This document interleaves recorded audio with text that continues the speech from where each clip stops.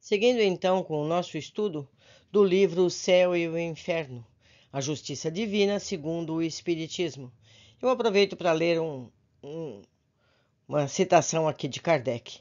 Eu juro por mim mesmo, diz o Senhor Deus, que não quero a morte do ímpio, mas que o ímpio se converta, que deixe o mau caminho e que viva. Ezequiel 33:11. Lembro sempre que isso está no Velho Testamento. Certo? Allan Kardec, tradução da primeira edição francesa. Capítulo 2, ou melhor, desculpa, o capítulo 3, o céu. A palavra céu designa em geral o espaço indefinido que cerca a Terra, e mais particularmente a parte acima do nosso horizonte. Ela vem do latim celum, me perdoem que eu não leio latim, que vem do grego koilos, que eu também não sei grego. Os significados são oco ou côncavo, uma vez que o céu parece, aos nossos olhos, uma imensa concavidade.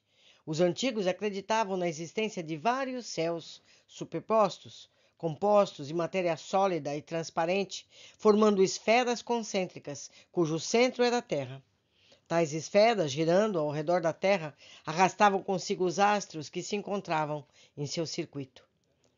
Essa ideia, resultante da insuficiência dos conhecimentos astronômicos, foi aquela que todas as teogonias, que fizeram dos céus assim escalonados os vários graus da bem-aventurança.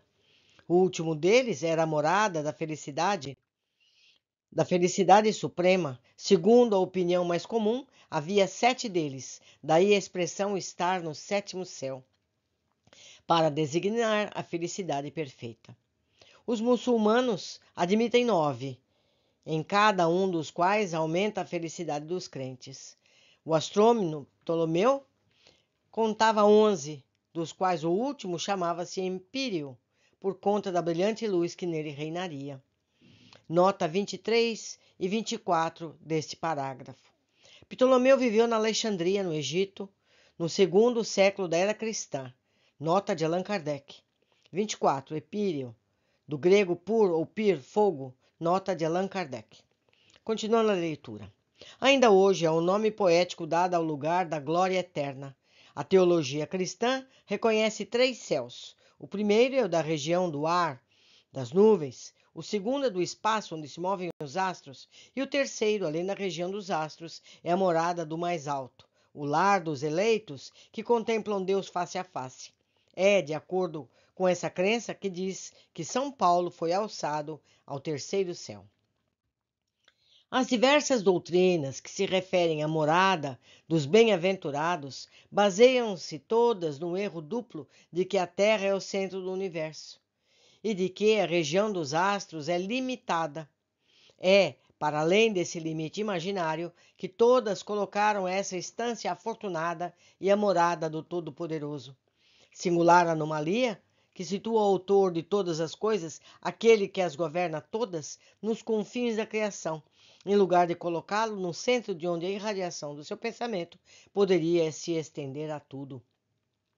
A ciência, com a lógica inexorável dos fatos e da observação, levou sua luz até as profundezas do espaço e mostrou o vazio de todas essas teorias. A Terra não é mais o centro do universo, mas um dos mais diminutos astros girando na imensidão. O próprio Sol é apenas o centro de um turbilhão planetário. As estrelas são inumeráveis sóis, que em torno dos quais circulam mundos incontáveis, separados por distâncias que o pensamento custosamente apreende, ainda que para nós eles pareçam se tocar. Nesse conjunto, regido por leis eternas, em que se revelam a sabedoria e a onipotência do Criador, a Terra aparece apenas como um ponto imperceptível em um dos menos hospitaleiros. Perguntamo-nos, portanto, por que Deus faria da Terra a única sede da vida e a ela teria relegado as criaturas de sua predileção? Tudo, ao contrário, pressagia que a vida está por toda parte, que a humanidade é infinita, tal qual o universo. Com a ciência, revelando-nos mundos semelhantes à Terra, Deus não pode ter criado sem objetivo. Ele deve tê-los povoado com seres capazes de governá-los. As ideias do homem estão na razão do que ele sabe. Como todas as descobertas importantes e da constituição dos mundos, deu um outro curso às suas ideias. Sob o influxo desses novos conhecimentos, modificam-se as crenças. O céu foi deslocado, a região das estrelas, sendo limitada, não lhes pode mais servir. Onde está o céu? Diante dessa questão, todas as religiões emudecem. O Espiritismo vem resolvê-la, demonstrando o verdadeiro destino do ser humano. Tomando ponto por ponto de partida a natureza deste último, assim como os atributos de Deus, chega-se à conclusão. O ser humano é composto pelo corpo e pelo espírito. O espírito é o principal, o ser da razão, o ser inteligente. O corpo é um invólucro material que reveste temporariamente o espírito para a realização da sua missão sobre a terra e a execução do trabalho necessário ao seu avanço. Usado, o corpo se destrói, mas o espírito sobrevive à sua destruição. Sem o espírito, o corpo é apenas matéria inerte, como um instrumento privado da força que o faz agir. Sem o corpo, o espírito é tudo, a vida e a inteligência. Deixando o corpo, ele retorna ao mundo espiritual, de onde havia saído para se encarnar. Há, portanto, o mundo corporal, composto pelos espíritos encarnados, e o mundo espiritual, formado pelos espíritos desencarnados. Os seres do mundo corporal, por conta de seu invólucro material, estão ligados à Terra ou a um planeta qualquer. O mundo espiritual está por toda parte, em torno de nós e no espaço, sem nenhum limite estabelecido. Nota 25. No pensamento dogmático, o sofrimento após a morte é a dor física causada pelas impressões de um ambiente tomado pelo fogo e demais torturas. Já o céu estaria representado por prazeres e alegrias, causado por ambiente benfazejo. Segundo o Espiritismo, o mundo espiritual não causa impressões físicas e a condição de felicidade ou infelicidade do espírito é determinada por sua condição evolutiva. Os relatos de sofrimentos físicos são de espíritos imperfeitos que vivenciam ilusões criadas pela sua imaginação e pela lembrança das sensações do mundo corporal. Nota do editor. Continuando a leitura. Em razão da natureza fluídica do seu invólucro, os seres que o compõem, em vez de se arrastarem penosamente sobre o solo, vencem as distâncias com rapidez do pensamento. A morte do corpo é a ruptura dos laços que mantínhamos cativos. Os espíritos são criados simples e ignorantes, mas com aptidão para tudo conquistar e para progredir, em virtude do seu livre-arbítrio. Pelo progresso, eles adquirem novos conhecimentos, novas faculdades, novas percepções e, por conseguinte, novos gozos desconhecidos aos espíritos inferiores. Eles veem, ouvem, sentem e compreendem o que os espíritos mais atrasados não podem ver, ouvir, sentir ou compreender. Sua felicidade está na razão do progresso realizado, de sorte que dois espíritos, um pode não ser feliz, enquanto o outro, unicamente por não ser avançado intelectual e moralmente, sem que eles tenham necessidade de estar cada um em um lugar diferente. Nota 26. O Espiritismo dá um novo significado ao termo felicidade, próprio de sua teoria, que é a sensação íntima do espírito, inerente ao desenvolvimento de suas faculdades, razão, vontade e imaginação. Qualidades por seu livre esforço no decorrer das encarnações. Já a infelicidade é inerente à condição de imperfeição criada pelas más escolhas e hábitos equivocados, até que o espírito se conscientize e, arrependido, decida se libertar do sofrimento moral pelo seu aperfeiçoamento. Pertencem ao mundo corporal o prazer, as sensações, relacionado à condição fisiológica, e a alegria, emoção, relacionada às impressões externas. A felicidade, por sua vez, é uma condição adquirida pelo espírito em fases progressivas, não decorrendo, portanto, da localização, circunstâncias ou impressões exteriores. Nota do editor. Seguindo. Ainda que estejam ao lado um do outro, um pode estar nas trevas, ao passo que tudo é resplandecente em torno do outro, precisamente como quando um cego e uma pessoa que enxerga se dão as mãos. Uma percebe a luz, que não causa impressão alguma ao seu vizinho, sendo a felicidade dos espíritos inerente às qualidades que possuem. Alcançam-na onde quer que se encontrem, seja na superfície da Terra, entre os encarnados ou no espaço. Uma comparação simples ilustra ainda melhor essa situação. Em um concerto se encontram dois homens, sendo um deles um bom músico, com ouvido afinado, e o outro sem conhecimento de música e o sentido auditivo pouco delicado. O primeiro experimenta uma sensação de aprazimento, enquanto o segundo permanece insensível, porque um compreende e percebe e não causa impressão alguma ao outro. Assim é com todos os gozos dos espíritos, gozos que estão na razão da aptidão desses últimos para senti-los.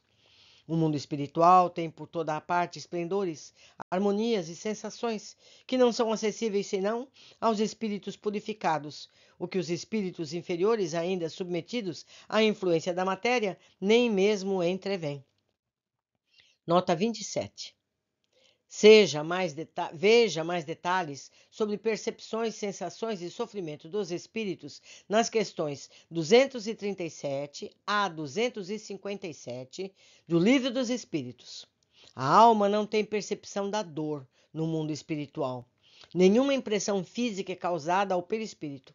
Desse modo, a dor que sentem não é, pois, uma dor física propriamente dita, é um vago sentimento íntimo que o próprio espírito nem sempre compreende bem, precisamente porque a dor não se acha localizada e porque não a produzem agentes exteriores.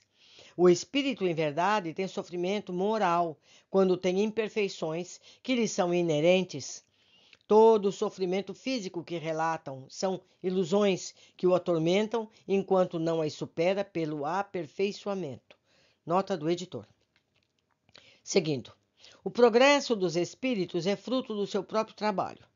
Como são livres, no entanto, trabalham para o seu adiantamento, com mais ou menos afinco ou negligência, conforme a sua vontade. Assim, apressando ou retardando o seu progresso e, por consequência, sua felicidade. Nota 28. A liberdade de agir é uma conquista do espírito por meio das faculdades da razão e da vontade, e é por meio da livre escolha, iluminada pelo conhecimento das leis universais presentes em sua consciência, que o espírito conquista gradualmente a felicidade. Nota do editor. Continuando. Eles são, portanto, artífice da própria situação, feliz ou infeliz, segundo as palavras de Cristo. A cada um conforme as suas obras. Todo espírito que fica para trás não pode culpar senão a si mesmo. Da mesma forma, aquele que se adianta daí extrai todo o mérito. A felicidade conquistada tem, assim, valor maior aos seus olhos. A felicidade suprema só é partilhada pelos espíritos perfeitos, ou seja, pelos puros espíritos. Eles somente a atingem após haverem progredido em inteligência e moral. Raramente o progresso intelectual e o progresso moral caminham lado a lado, mas o que o espírito não faz numa época, ele o fará numa outra, de maneira que os dois progressos chegam a atingir o mesmo nível. Eis porque frequentemente se vêem homens inteligentes e instruídos muito pouco avançados moralmente e vice-versa.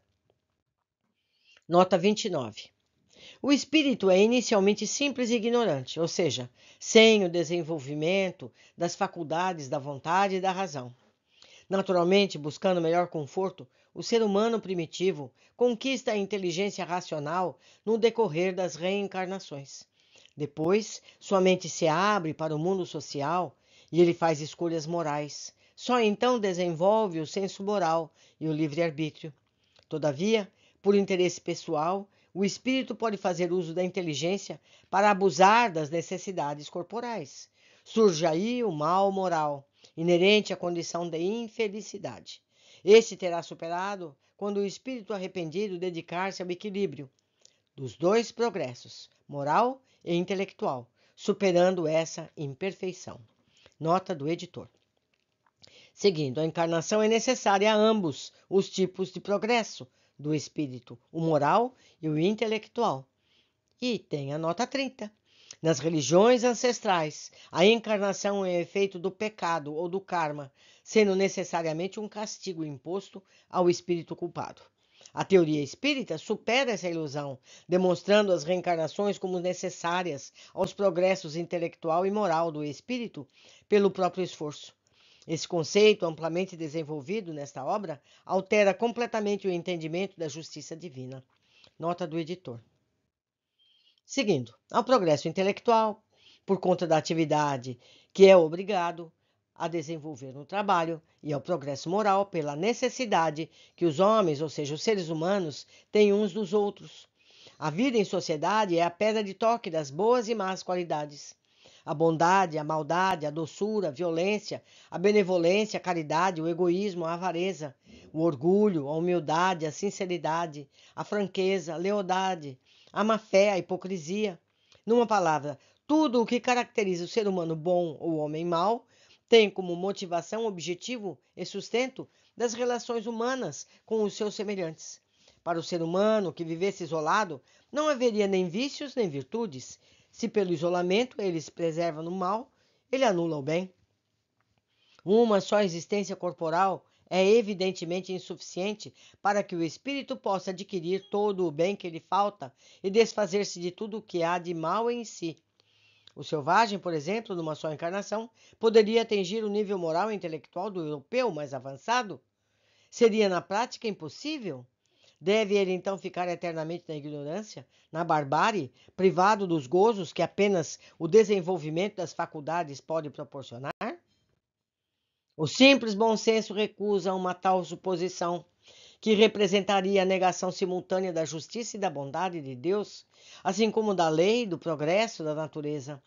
Eis porque Deus, que é soberanamente justo e bom, concede ao espírito do ser humano tantas existências quantas forem necessárias para que ele chegue ao objetivo, que é a perfeição. A cada nova existência, o espírito traz o que adquiriu nas anteriores, sob a forma de aptidões, de conhecimentos intuitivos, inteligência e moral. Do que ele adquiriu, nada é perdido, tudo lhe é proveitoso, todo o progresso realizado, todo o conhecimento adquirido, mesmo na última hora da existência, em outras tantas conquistas para o futuro, tantas provas adicionais de que se poupa, tantos elementos para crescer a felicidade futura. Nota 31. Veja a primeira parte, capítulo 1, nota de rodapé 1. Nota de Allan Kardec.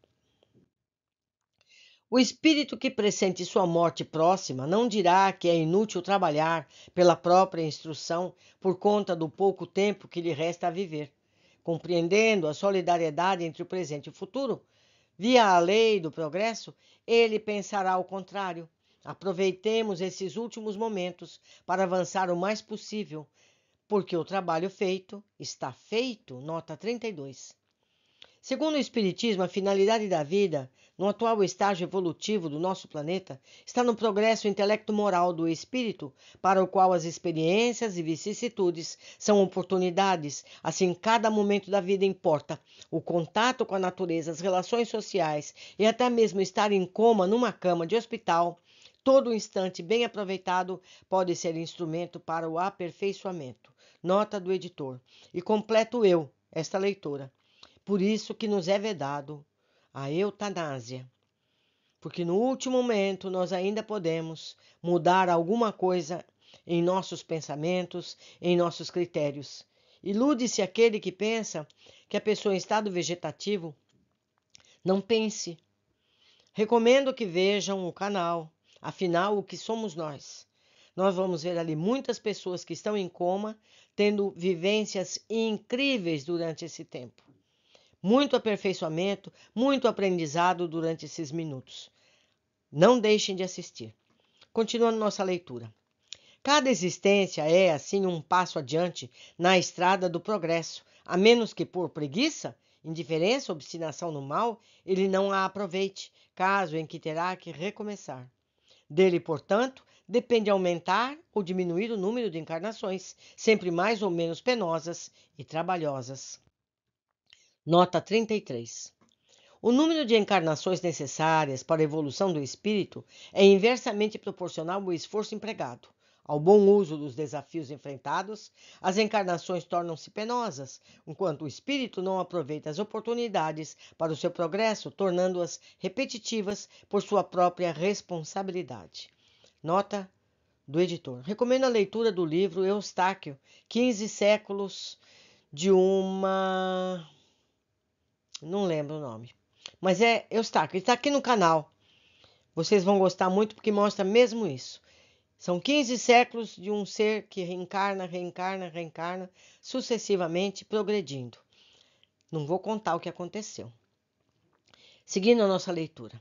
No intervalo entre as existências corporais, o espírito ingressa por um tempo mais ou menos longo no mundo espiritual, onde é feliz ou infeliz, conforme o bem ou o mal que haja feito.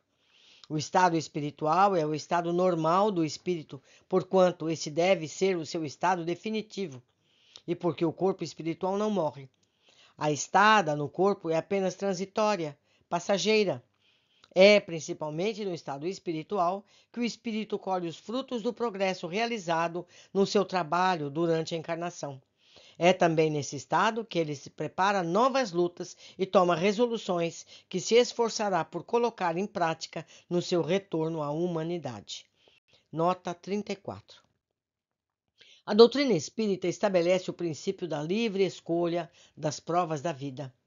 Na erraticidade, ou seja, nos planos espirituais, o espírito consciente estuda a sua condição e escolhe provas mais apropriadas para conquistar as virtudes e entendimentos que deseja. Ou escolhe, quando é o caso, circunstâncias como expiação para a superação de suas imperfeições. Assim, as vicissitudes da vida em nosso mundo não são castigos divinos, ideia falsa, mas sim oportunidades necessárias para o aperfeiçoamento do espírito. Nota do editor. Continuando. A reencarnação pode acontecer na Terra ou em outros mundos. Entre os mundos existem uns mais avançados que os outros, onde a existência se dá em condições menos penosas, física e moralmente, do que sobre a Terra, mas em que somente são admitidos espíritos que tenham chegado a um grau de perfeição que esteja em consonância com o nível desses mundos. A vida nos mundos superiores já é uma recompensa, porquanto neles estamos isentos dos males, das vicissitudes a que estamos submetidos na Terra. Os corpos menos materiais, quase fluídicos, ali não são sujeitos a doenças, a enfermidades ou às mesmas necessidades. Estando os maus espíritos excluídos desses mundos, os seres humanos ali vivem em paz, sem outra preocupação que a do seu adiantamento pelo trabalho e intelecto. Lá reina a verdadeira fraternidade, porque não há egoísmo. A verdadeira igualdade, porque não há orgulho. A verdadeira liberdade, porque não há desordens a reprimir, nem ambiciosos buscando oprimir o fraco. Comparados à Terra, esses mundos são verdadeiros paraísos. São as etapas da estrada do progresso que conduz ao estado definitivo. Sendo a Terra um mundo inferior, destinado à purificação dos espíritos imperfeitos, está aí a razão pela qual o mal aqui predomina, até que Deus queira nela fazer a morada dos espíritos mais adiantados. Nota número 35. O mal sobressai num mundo de expiações e provas. Mas, após a revolução científica, segue-se a revolução moral, e o orbe entra em fase de regeneração, que culminará com a condição de planeta feliz. Para compreender a realidade moral da sociedade, é preciso considerar duas classes de processos evolutivos, geral e individual. Ou seja, aquela realizada pelo esforço de cada espírito, que lhe traz a gradativa felicidade, e o progresso natural das humanidades em cada planeta, como ocorre no ser humano nas fases de bebê, criança, adolescente e adulto. Desse modo, todos os espíritos chegarão à condição de espíritos puros, todos os planetas atingirão a condição de felizes. Veja mais sobre a evolução dos mundos em O Evangelho segundo o Espiritismo, no capítulo 3. Nota do editor. Continuando. É assim que o espírito, progredindo gradualmente à medida que se desenvolve, chega ao apogeu da felicidade. Antes, porém, de haver alcançado o ponto culminante da perfeição, ele desfruta de uma felicidade proporcional ao seu adiantamento. Nota 36. Essa explicação corresponde ao item 3º do resumo da Lei de Justiça Divina, no capítulo 8º, que afirma: a felicidade perfeita está ligada à perfeição, ou seja, à depuração completa do espírito. Nota do editor. Seguindo, assim como a criança frui as alegrias da primeira infância, mais as da juventude e finalmente as mais sólidas da idade adulta. A felicidade dos espíritos bem-aventurados não está na ociosidade contemplativa, que seria, como frequentemente se tem dito, uma eterna e fastidiosa inutilidade. A vida espiritual em todos os níveis é, ao contrário, uma incessante atividade, conquanto seja uma atividade sem fadigas. A suprema felicidade consiste em desfrutar todos os esplendores da criação, que nenhuma linguagem humana poderia descrever, que a imaginação mais fecunda não conseguiria conceber. Consiste no conhecimento, compreensão de todas as coisas, na ausência de todo sofrimento físico e moral, numa satisfação íntima, uma serenidade na alma que nada pode abalar, no amor puro que une todos os seres, por não haver o desgaste do contato com os maus, e, acima de tudo, na visão de Deus e na compreensão dos seus mistérios, revelados aos mais dignos. Entre os espíritos puros também se encontra a suprema felicidade nas tarefas de que se alegram por delas serem encarregados. Eles são os Messias, os mensageiros de Deus, para a transmissão e execução de suas vontades. Eles realizam as grandes missões, presidem a formação dos mundos, a harmonia geral do universo, tarefa gloriosa a que só se chega pela perfeição. Os espíritos da ordem mais elevada são os únicos que comungam os segredos de Deus, inspirando-se no seu pensamento de que são os representantes diretos. Nota 37. Assim, a evolução do princípio inteligente na criação compreende 3 fases: anímica, humana e co-criadora. Na fase anímica, os seres do mineral ao animal desenvolvem-se somente na vida corpórea. Os animais aprendem pelo condicionamento, castigo e recompensa, por meio dos hábitos determinados pelos instintos, emoções e impressões externas, desenvolvendo assim as faculdades animais. Na fase humana, o ser vai dominar por seu livre esforço, autonomia, intelecto moral, desde o simples ignorante às faculdades do espírito, razão, vontade, imaginação, senso moral, livre-arbítrio, ganhando desenvoltura, compreendendo o mundo espiritual no decorrer das reencarnações. Na terceira fase, atuando no mundo espiritual, participam da criação, conquistando a felicidade, serenidade, qualidades e habilidades para contribuir com a harmonia do universo. Assumem as missões concedidas por Deus, desde atuar como protetor dos seres em evolução, das famílias, das humanidades. Atingem, quando puros, a culminância de gerir a formação e desenvolvimento dos princípios inteligentes dos mundos, sistemas solares, galáxias e universos. Nota do editor. As atribuições dos espíritos são proporcionais ao seu adiantamento, aos conhecimentos que possuem, às suas habilidades, experiência e grau de confiança que inspiram ao Mestre Soberano. Não há aí privilégio ou favores que não sejam o prêmio do mérito. Tudo é apreciado sob critério da mais estrita justiça. As missões mais importantes são confiadas apenas àqueles que Deus sabe estar aptos a cumpri-las e cuja realização são incapazes de frustrar ou de comprometer. Enquanto, sob as próprias vistas de Deus, os mais dignos compõem o Conselho Supremo, os chefes superiores, a conferida a direção dos turbilhões planetários, e a outros é conferida a direção de mundos especiais. Vem a seguir, na ordem de adiantamento e subordinação hierárquica, as atribuições mais restritas àqueles que são encarregados do desenvolvimento dos povos, da proteção das famílias e dos indivíduos, do impulso de cada ramo do progresso, das diversas operações da natureza até os mais ínfimos detalhes da criação. Neste vasto e harmonioso conjunto existem ocupações para todas as capacidades, aptidões e disposições, ocupações que são aceitas com alegria e solicitadas com ardor, porquanto representam um meio de adiantamento para os espíritos que aspiram a se elevar.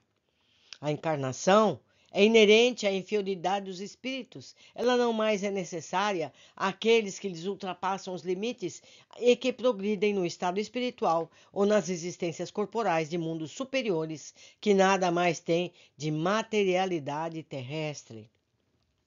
Nota 38.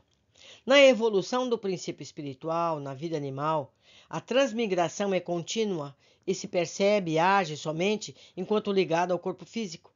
Na fase humana, a vida espiritual passa a ser a principal e progressivamente o espírito vai se libertando da encarnação. Por fim, os espíritos superiores encarnam voluntariamente quando desejam cumprir missões. Nota do editor. Continuando. No caso desses últimos, a encarnação é voluntária, de modo a exercer uma ação mais direta sobre os encarnados para se cumpra a missão da qual são encarregados entre os mesmos. Aceitam os espíritos superiores as vicissitudes e os sofrimentos da encarnação por devotamento.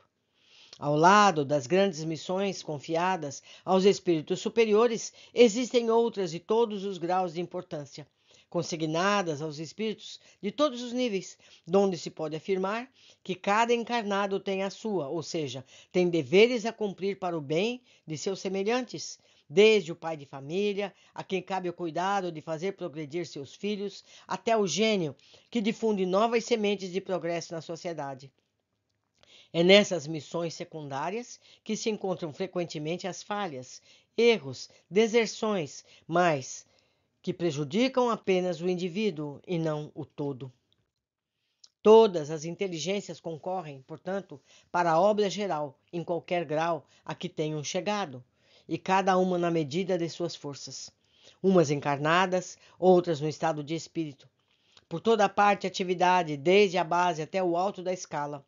Todos se instruindo, ajudando-se, apoiando-se mutuamente, dando-se as mãos para alcançar a plenitude.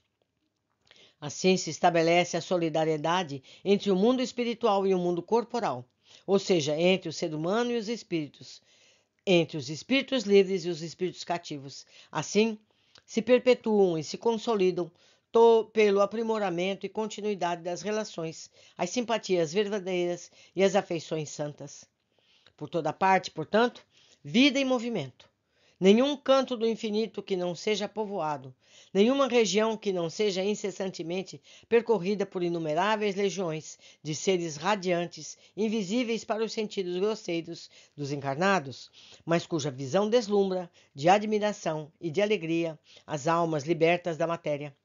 Em todo lugar, enfim, existe uma felicidade atinente a todo avanço e todos os deveres cumpridos. Cada um traz consigo os elementos da sua felicidade pela categoria em que se posiciona seu grau de adiantamento. A felicidade está ligada às qualidades próprias dos indivíduos e não ao estado material do meio em que se encontram. Está, portanto, em toda parte, onde existam espíritos capazes de ser felizes, sem que lhes seja assinalado nenhum lugar circunscrito no universo. Em qualquer lugar que se encontrem, os espíritos puros podem contemplar a majestade divina, porque Deus está em toda parte. Nota 39. Essa explicação corresponde ao segundo do resumo, item 2 do resumo da lei da justiça divina, no capítulo 8º, que afirma: sendo todos os espíritos perfectíveis, em virtude da lei do progresso, trazem em si os elementos de sua felicidade futura e os meios de a adquirir, trabalhando em seu próprio adiantamento. Portanto, a lei que rege a evolução do espírito humano é o da autonomia e não da heteronomia presente nas religiões ancestrais e no materialismo, que colocam o ser humano sujeito às leis externas por meio de castigos e recompensas. Nota do editor. A felicidade, entretanto, não é pessoal. Já vimos aqui a nota 40. O espírito conquista gradualmente a felicidade pelo melhoramento pessoal, mas esse processo ocorre por meio das relações de empatia que se estabelece com os outros seres, na medida da sua capacidade. Com os mais simples, ensinando pelo exemplo e persuasão, respeitando a liberdade, auxiliando pela caridade desinteressada. Com os da mesma ordem, pela união solidária, pela atuação no bem, formando famílias espirituais, com os mais evoluídos, ouvindo os conselhos e inspirações, cooperando para a harmonia universal. Nota do editor. Se não a possuíssemos, não, senão em nós mesmos, se não a pudéssemos compartilhar com os outros, ela seria egoísta e triste. A felicidade está também na comunhão de pensamento, que une os seres que se simpatizam. Os espíritos felizes, atraindo-se mutuamente pela identidade de ideias, de gostos, de sentimentos, formam vastos grupos ou famílias homogêneas, no meio das quais cada individualidade irradia suas próprias qualidades e é impregnada pelos eflúvios serenos e benfazejos que emanam do conjunto, cujos membros ora se dispersam para se ocupar de suas missões, ora se reúnem num ponto qualquer do espaço para se inteirar do resultado de seus trabalhos, ora se reúnem em torno de um espírito de ordem mais elevada para receber deste anúncios e instruções. Ainda que os espíritos estejam em toda parte, os mundos são os centros em que eles se reúnem, preferencialmente por conta da afinidade que existe entre eles e aqueles que os habitam.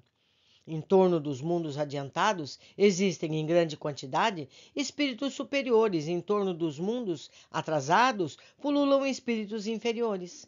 A Terra ainda é um desses últimos. Cada planeta tem então, de alguma forma, sua população própria de espíritos encarnados e desencarnados, que se recicla principalmente pela encarnação e desencarnação dos mesmos espíritos.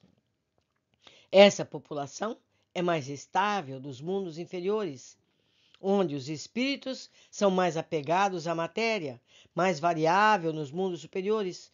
Mas desses mundos, focos de luz e de felicidade, os espíritos se deslocam em direção de mundos inferiores, para neles plantar as sementes do progresso, levar a consolação e a esperança e levantar os ânimos abatidos pelas provas da vida.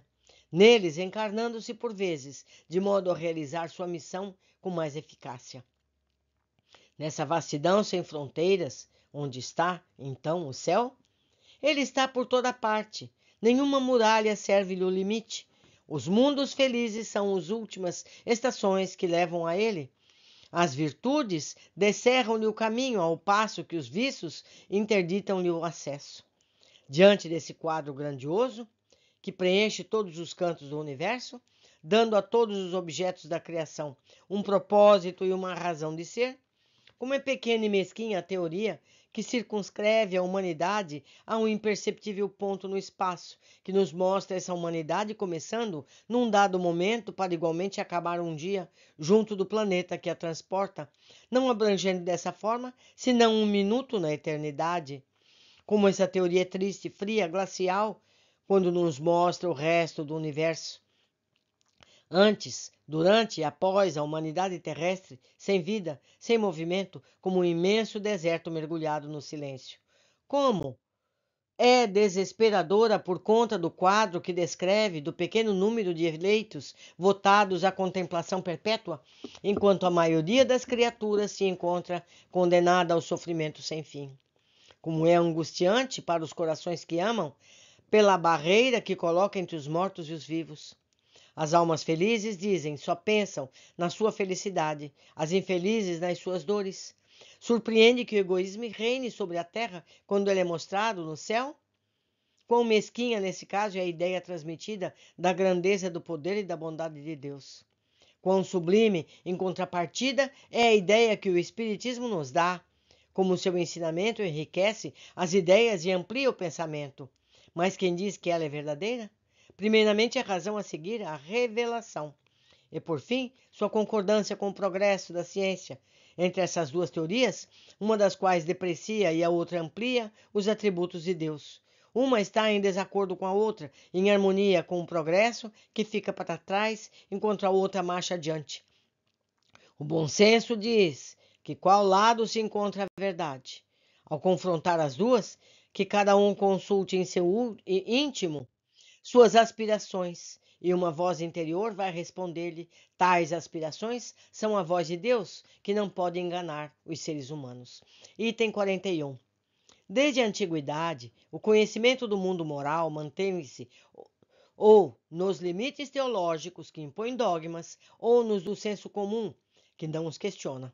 A teoria espírita faz compreender a vida espiritual, pelo conhecimento científico, uma compreensão progressiva da verdade, apoiada no método da observação dos fatos do espírito humano. Nota do editor. Continuando.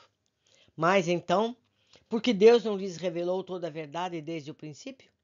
Pela mesma razão pela qual não se ensina à infância o que se ensina aos adultos. A revelação restrita foi suficiente durante um dado período da humanidade. Deus a ajusta à capacidade do espírito. Aqueles que hoje recebem uma revelação mais completa são os mesmos espíritos que dela já receberam uma parcela anteriormente, mas que cresceram em inteligência desde então. Antes que a ciência houvesse revelado a esses espíritos as forças vivas da natureza, a constituição dos astros, o verdadeiro papel e a formação da Terra, teriam eles compreendido a imensidão do espaço, a pluralidade dos mundos, antes que a geologia provasse a formação da Terra? Teriam podido desalojar o inferno de seu seio? Compreendendo o sentido alegórico dos 6 dias da criação, antes que a astronomia descobrisse as leis que regem o universo, teriam compreendido que não existe nem alto nem baixo no espaço, que o céu não está acima das nuvens, nem tampouco limitado pelas estrelas? Antes dos progressos da ciência psicológica, teriam condições de se identificar com a vida espiritual? Conceber que após a morte houvesse uma vida feliz ou infeliz, que não em um lugar circunscrito e material? Nota 42. A psicologia experimental do século XIX, iniciada na França por Maine de Biran, que revolucionou o empirismo, afirmando a realidade espiritual junto a conquistas da metodologia científica, tornando-se disciplina em Sorbonne após 1830 por Rollier Collard, Victor Cousin, depois Jouffroy e Paul Janet, me perdoem a má leitura, veja mais em Tratado Elementar da Filosofia, volume 1 e 2, entre outros. Considerava o ser humano enquanto alma encarnada, vivenciando pelo corpo instintos, emoções, dor e prazer, a vida animal e pelas faculdades da alma, razão, vontade, imaginação e consciência, livre-arbítrio e senso moral. A vida moral ou psicológica, os dogmas religiosos foram concebidos qualificando o ambiente após a morte que causariam sensações físicas, dor no inferno, prazer e alegria no céu. A ciência psicológica abriu caminhos para uma concepção científica da vida após a morte pela teoria espírita. Nota do editor. E eu faço lembrar aqui, meus amigos, ainda há hoje quem acha que a Terra é plana. Não é verdade? Muitos acreditam que a Terra seja plana. Como é que você vai explicar para essas pessoas que a morte não existe, que o que morre é o corpo, não é o espírito?